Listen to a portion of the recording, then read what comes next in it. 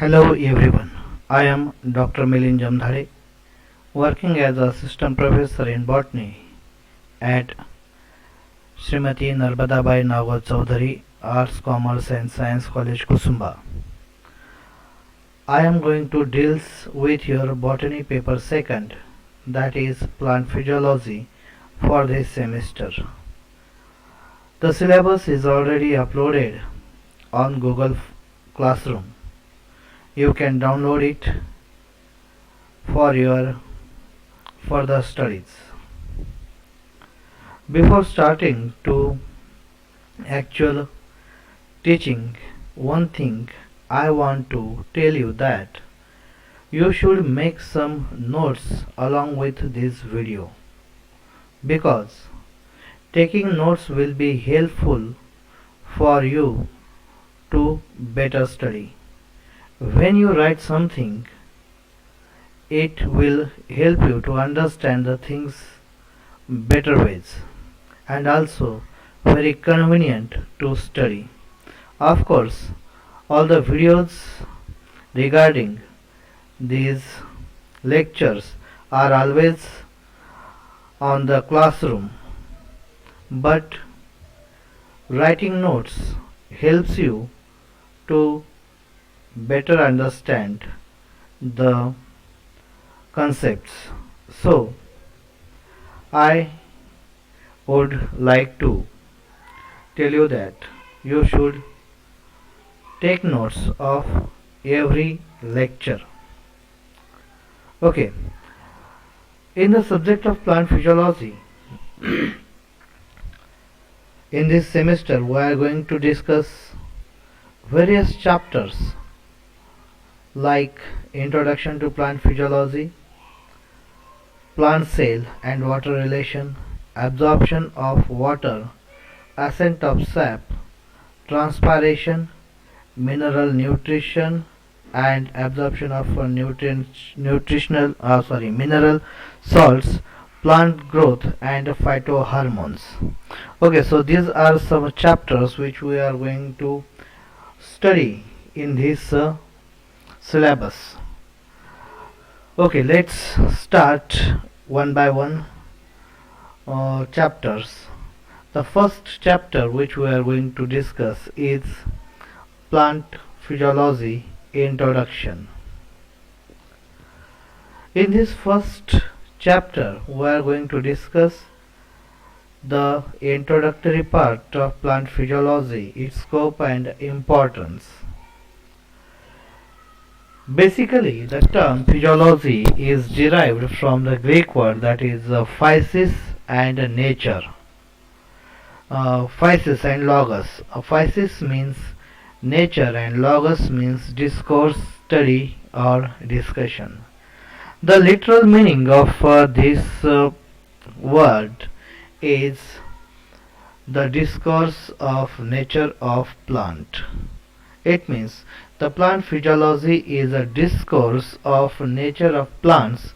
It is about the growth, differentiation, maturity, reproduction and death of the plant. It means whatever the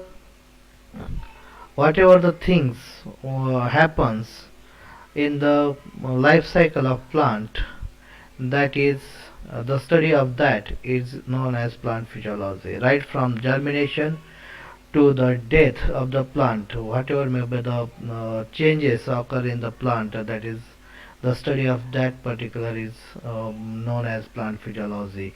In that we can there are various things like growth, differentiation, maturity, reproduction and death of the plant. How the things are happen, that is most important part of the plant physiology. Actually, the plant is differentiated in various parts. Under the soil there is a root part and above the soil there is a shoot system. It comprises various parts like leaves, flowers, fruits, etc. Each and every plant has its own peculiar structure and has own functions. each and every part of the plant engaged in different functions without interference with each other. Like roots are engaged in absorption of water and minerals, while plants are doing photosynthesis as well as transpiration at the same time without interference to each other. The flowers are engaged in reproduction, or that is the reproductive part of the plant, and fruits are doing storage and dispersal of the seeds. The shoot system is conducts water and minerals and organic nutrients through its xylem and phloem elements. All the things are doing simultaneously without interference with each other. So the things, how this is happen, that is we are going to study in the coming lectures.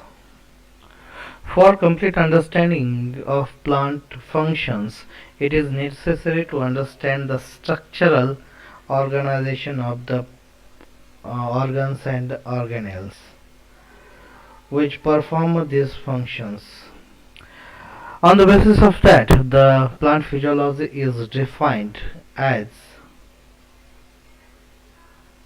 the the study of structural and functional relationship of plant,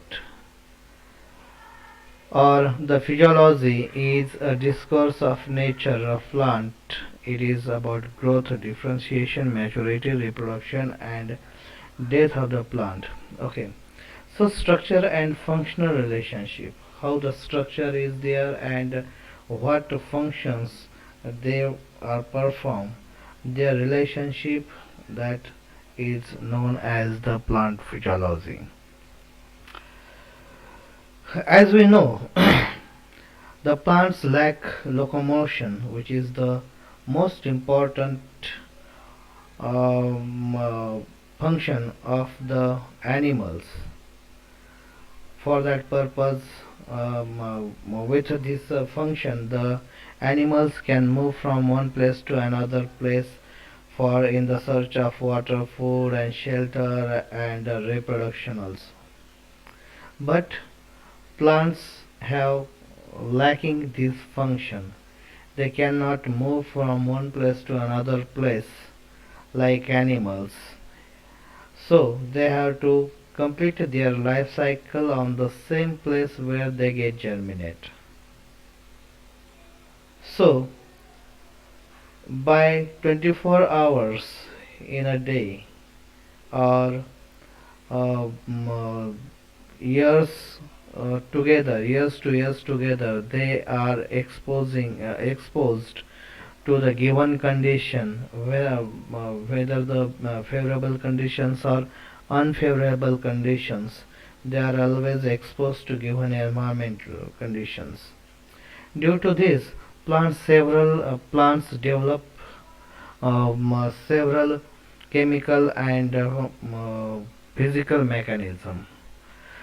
So the environmental conditions may be heavy rains, maybe there, winter heavy cold, maybe there, or sometimes it faces drought conditions, or sometimes they also face the waterlogged states.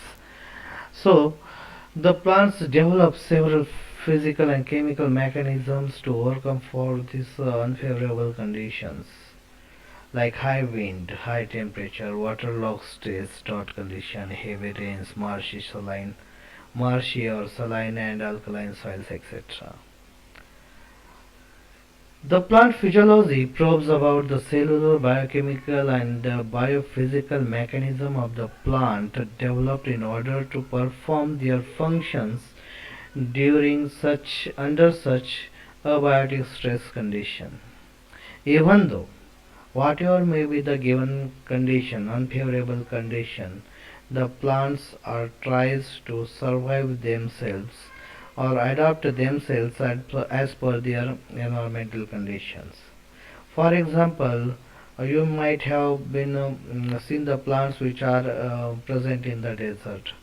They adapt themselves as per the environmental conditions, because in desert the water scarcity is there, so that there is a very less amount of water is available to the plants, or a negligible amount of water is available to the plants. So the rate of transpiration is very negligible. The transpiration means the whatever the amount of water which is evaporated through the stomata, that is very less amount of water is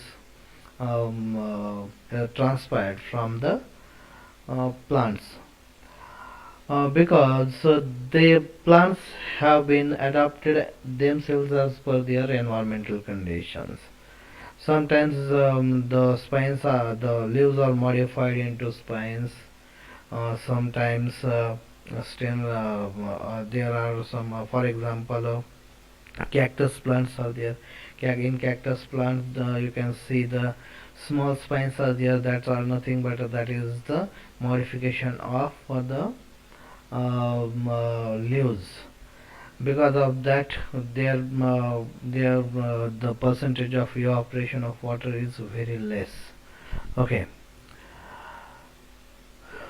The plant physiology tries to explain how this seasonal functioning is possible in the plants, like germination, flowering are the seasonal events. The seasonal events, you have been observed that in a rainy season most of the plants are get germinated, and when their life cycle completes they get dead, and in between they gives flowers and fruitings, and after that they become dead. These are some seasonal events in the plants, and physiology is tries to explain all these events in the life cycle of the plant.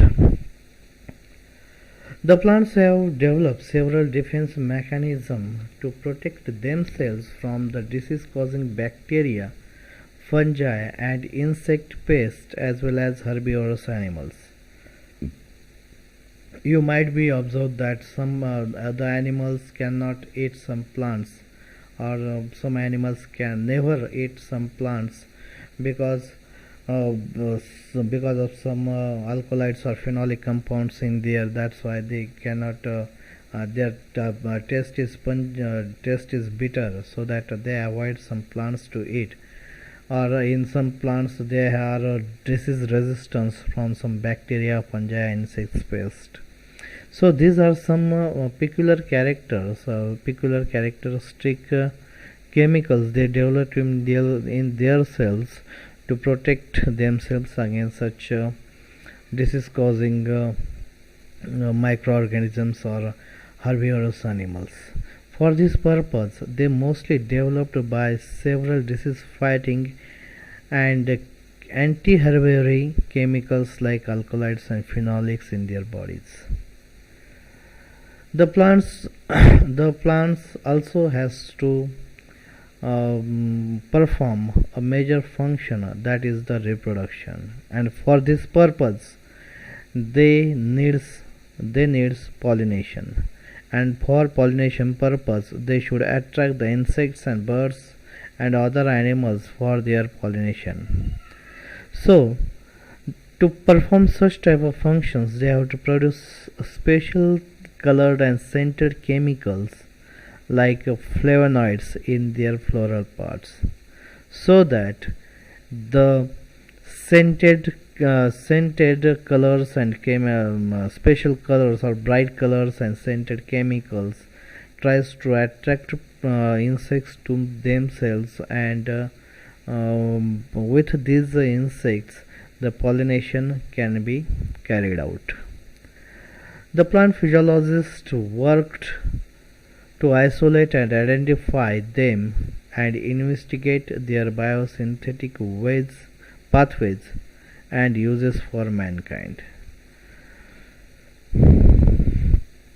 The functions involving energy transpiration reactions, photosynthesis and respiration, are the cellular and performed by the special organelles. These two reactions or these two energy transfer reactions are most important part of the plant physiology. Because of the photosynthesis process, the life is present on the earth, because the plants are the only ability, or the plants have only ability to perform this function, photosynthesis, or to trap the light energy and convert it into the usable energy, that is into the glucose, with the help of water, carbon dioxide, and chlorophyll pigments.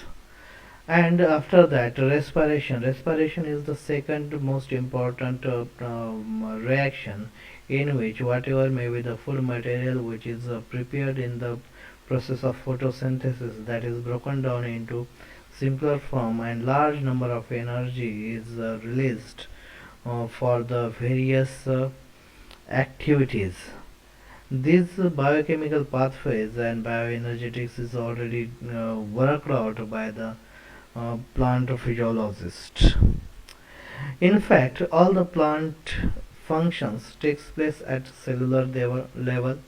They recognize, or they analyze at tissues and organ level, and finally performance of whole plant is judged.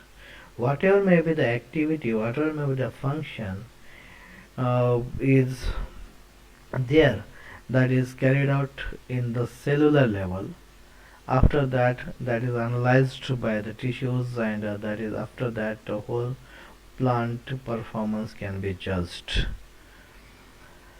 Understanding the plant physiology of economically useful parts of the plant important to increase the yield, like leaf in tobacco, fruits in fruit crops, fibers in cottons, and other fiber yielding plants. There are many plants which are very economically very important for various purposes, like there are some rubber plants, also some tobacco, fruit yielding plants, fiber yielding plants. These are economically important plants. So the what is the so we can improve the quality and quantity of the uh, product when we can understand the physiology of a plant, of a plant, and then we can increase the yield of the particular product.